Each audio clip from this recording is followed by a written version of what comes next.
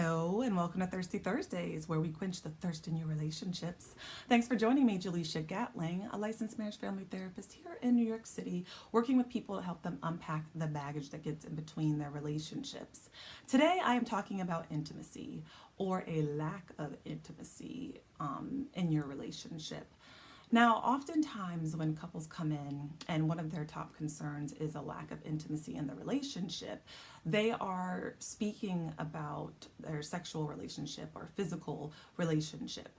Now, obviously, that does fit within the scope of intimacy, but I find often when I ask about other forms of intimacy in the relationship and trying to gauge where the strong areas might be, people can't really answer. And they're like, what do you mean? Like, there's emotional intimacy and there's physical sexual intimacy. That's it, right? No, wrong. There's so many other elements of intimacy that we tend to just disregard.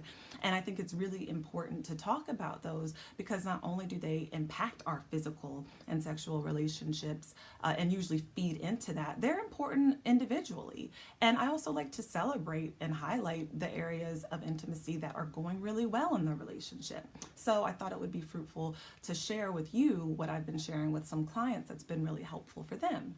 So I want to talk about two different forms of intimacy today. I want to talk about creative intimacy and humor intimacy. Now, what is creative intimacy? Creative intimacy essentially is experiencing closeness through acts of creating together. So basically, you're sharing expressions of love in very creative ways. And that could be changing it up from just doing dinner and a movie or Netflix as your date night and really getting creative and doing something new that you've never done before. And that being something that you do somewhat regularly, not something that you do once a year in November and you haven't done anything new in terms of your couple time until the next year. You know, you want that to be something regularly. I know I talk a lot about prioritizing time as a couple, prioritizing date night and making sure that you really commit to that. But it's not enough to just do the same thing. A lot of couples want to know, how do I spice things up in the bedroom? How do we revive our sex life? Well, how do we get back some of that spark that we had when we first started seeing each other? You can't just pull that out of your bleep. It's not like I can give you like a box of tricks or maybe a wave a magic wand, right?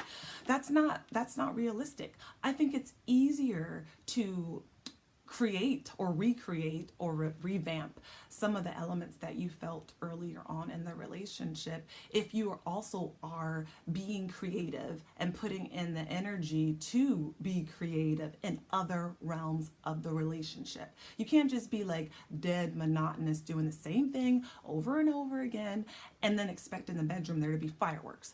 It doesn't work that way. So I find it's actually easier to start talking about other forms of intimacy that have nothing to do with physical with couples and kind of move in and talking about the physical aspect. And sometimes that just kind of transcends very beautifully. It makes it a lot easier because you're being stimulated and you are fostering intimacy in other ways. And so creative intimacy could entail you doing cultural outings with one another, going to a museum, doing some sort of activity that you've never done before. Do some weird out of the box stuff, okay? Maybe going away, maybe go to a borough that you've never been before if you live in New York City and just get off at a random stop and explore. Just walk around, you know? I mean, it really could be anything, and it doesn't have to be you even necessarily leaving your house, but really putting intention behind being creative and having creative shared moments together can be really, really important and fruitful for the relationship. And it gives you new stuff to talk about and new experiences. I mean, that's essentially what keeps things kind of going and can keep you out of falling into a monotonous routine. Okay, so the other form of intimacy that I wanted to talk about today was humor intimacy. And that is exactly what it sounds like. It's enjoying the funny side of life with your partner. It's having jokes between one another and sharing through laughter together. And that might sound like something that you don't necessarily have to work at. I mean, I do feel like if you are naturally funny, or that you have the same sense of humor as your partner, that's generally pretty effortless, right? But I do find that after going through some sort of transition, whether it be expected or unexpected, maybe moving to a new place, losing a job, getting a new job, having a child, all sorts of transitions or unexpected things that come our way, life stressors, they sometimes can create such tension and stress within the relationship that laughter and humor and jokes kind of goes by the wayside or is limited sufficiently. And I have talked to couples who have said, after we had the baby, I feel like I don't laugh anymore, or I'm not my sarcastic self. Like I've kind of left that behind, or I haven't been able to access that in the thick of this new chapter in my life. And so it's just something to be aware of, if you feel like you're not connecting through humor in the way that you used to. It's really, really important that you're laughing and that you're joking and that you're able to make light of things and connecting through that. Now, for some people, maybe the humor aspect is not particularly significant for them. So some of these that I'll be talking about over the next couple of episodes of Thirsty Thursdays, they may not be as important to you, such as spiritual intimacy or parenting intimacy that may not be relevant for you. So there are some that may not have as much weight depending on who you are and what you value and what's important to you, right? But those are two that I think generally are really important to any relationship. Just a little bit of laughter. You gotta laugh sometimes.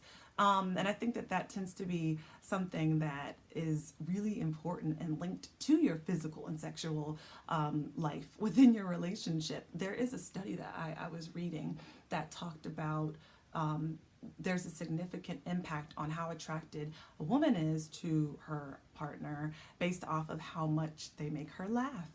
So, or how funny they are. And sometimes we can lose touch with our humorous side, as I said earlier, through events or moments of stress or of loss. So I'll stop there.